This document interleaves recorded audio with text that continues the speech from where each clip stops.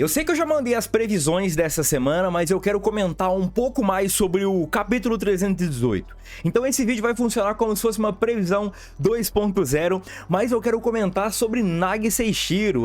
Rapaziada, exatamente. Será que poderemos ter Nagi Seishiro de volta, pelo menos ganhando destaque nesse capítulo? Esse é o meu de volta, tá? Não é que ele vai jogar não, tá? Calma lá, rapaziada. Então, vamos conversar porque nós temos o comentário deste inscrito aqui e comentário de vários e vários seguidores de Blue Lock, num geral, não só meus aqui, mas num geral, falando sobre a possível aparição do Nagi nesse capítulo e eu vou conversar um pouco com você sobre essa possibilidade, beleza? Se inscreve no canal, curta e compartilha o vídeo, me ajude a continuar crescendo por aqui e, rapaziada, checa a descrição se você quer ler os capítulos, tem mangá em promoção e redes sociais pra gente trocar ideia, beleza? Eu vou mudar a tela aqui rapidinho e aí a gente vai trocar ideia sobre a previsão, um resumo do capítulo e um pouquinho sobre o Nagi Seishiro. Bom, rapaziada, a gente tá aqui nessa tela.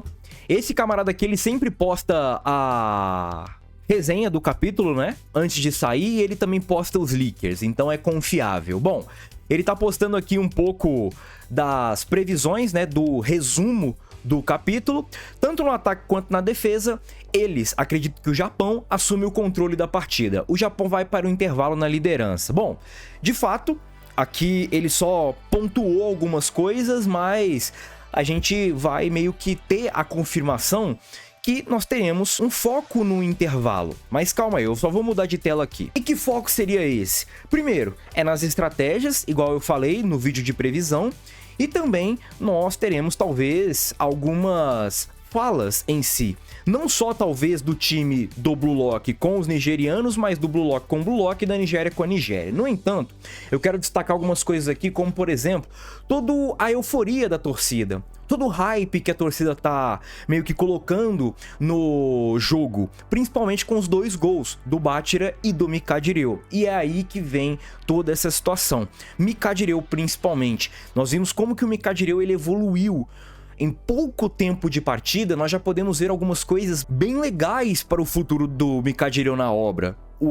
Principalmente o que ele pode fazer mais pra frente, né? E até mesmo as cópias dele que vão ficando cada vez mais perfeitas, mais impecáveis.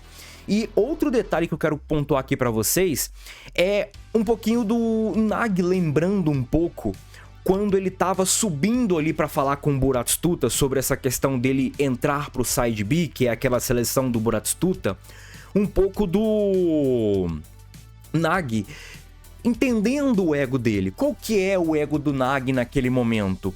É o Nagi entendendo que ele quer meio que se sentir ali ou viver ali momentos onde ele vai se sentir um deus, que foi exatamente quando ele mais hypou, quando ele mais ficou animado no futebol. Que foi no momento ali quando ele fez o gol contra o Sub-20, o gol contra o Bastard, os gols ali que ele fez durante a segunda seleção. Esse momento, ele conseguia se colocar na frente dos demais. Ele conseguia meio que colocar numa situação onde ele decide o futuro. Ele faz as regras. E tanto que tem até aquele lance do cara azul e do Otoya no spin-off, onde ele não escolhe os dois. Porque ele fala que os dois são muito bons juntos. E ele quer enfrentá-los dois juntos novamente. E enfrentou, né? Várias vezes e perdeu todas elas, né? Que foi aquele lance lá do triangular top 6, né? Depois até os dois se separaram. Mas o Nagi, ele conseguiu durante um momento, principalmente na segunda seleção, que na minha visão, onde foi o Prime Nagi até ali o Sub-20, nós temos o Nagi conseguindo ditar as regras do próprio jogo. Ele ficando bem com ele mesmo e entendendo que a evolução dele tá bem satisfatória. E isso de fato é legal. E aquele momento de se sentir um deus e aquele momento final do spin-off onde ele procura sempre o Reu, procura lembrar sempre do Reu e tudo mais, é bem legal. Só que aí a gente volta um pouco para quando o Nagi descobre que o Reu bloqueou ele e o Reu marcando o gol. Isso chama a atenção do Nagi, porque na minha visão, a ficha do Nagi ela cai quando ele descobre que o Reu bloqueou ele. Vale pontuar, tá? Que não necessariamente o Reu bloqueou ele quando o Nagi saiu do Blue Lock, tá? O Reu ele pode ter bloqueado o Nagi muito tempo antes e o Nagi só foi descobrir naquele momento. Então tem essas questões para serem pontuadas. Só que vale pontuar que o momento em que ele descobriu, o Nagi ele simplesmente ficou maluco, pirou. E teve toda a conversa ali com o Igarashi, com o Buratsuta e tudo mais. E mesmo ele não querendo trair o Blue Lock, o próprio Igarashi fala que ele já tinha traído o Blue Lock, que por conta disso, que ele não era meio que egoísta e tudo mais. E no fundo ele acabou voltando para o Mikajiryu. E o Mikajiryu, quando ele faz esse gol, ele fala algo muito interessante, né? Afinal de contas, ele vai conseguir por conta própria. Talvez ele já esteja ali meio que focado agora mais do que nunca, né? Porque ele não sabe que o Nagi pode voltar. Então agora mais do que nunca ele tá focado em conseguir fazer as coisas por conta própria.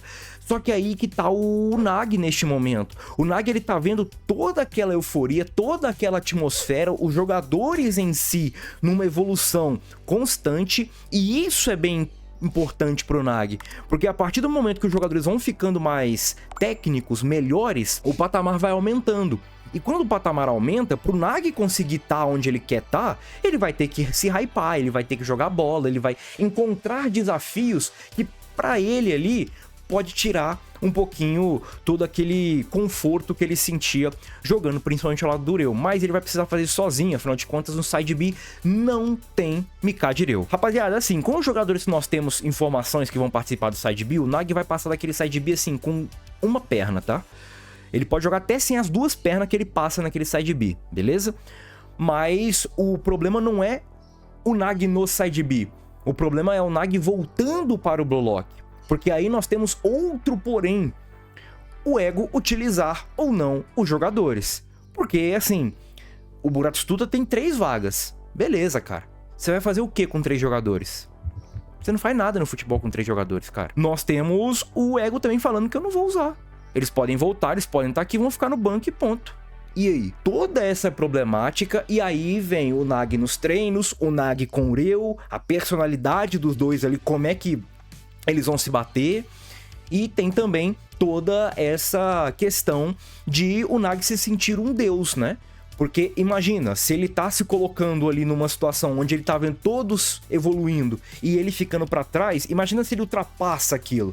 Ele vai se sentir muito bem, ele vai se sentir em êxtase e ele vai conseguir calar de empate ego, principalmente quando o ego, ou quando ele descobrir que o ego não vai usá-los, né? Não vai usar nenhum desses jogadores que foram convocados pelo Buratsuta. Tudo isso a gente tem que colocar em pauta como talvez um possível motivador para Nagi Seishiro.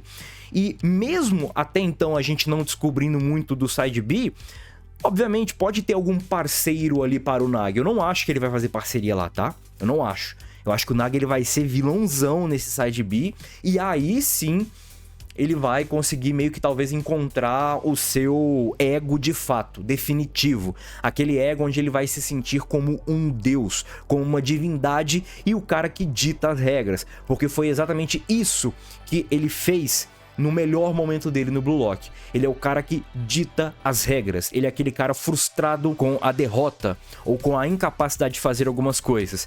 E depois dessa desclassificação dele no Blue Lock, né? Onde ele de fato sentiu que aquilo vai fazer falta pra ele, o Nagi ele vai vir com certeza outro jogador. Beleza? Agora eu quero ver um pouco das reações do Nagi. Se as reações vão ser meio que de olhos esbugalhados, brilhando de emoção, ou vai ser aquele olhar mais frio, aquele olhar mais calculista, mais pensativo? Como é que vai ser? E aparecendo talvez trechos do side B, quem será que pode aparecer mais ali? Enfim, rapaziada, fica comigo, tamo junto e é nóis. Fui!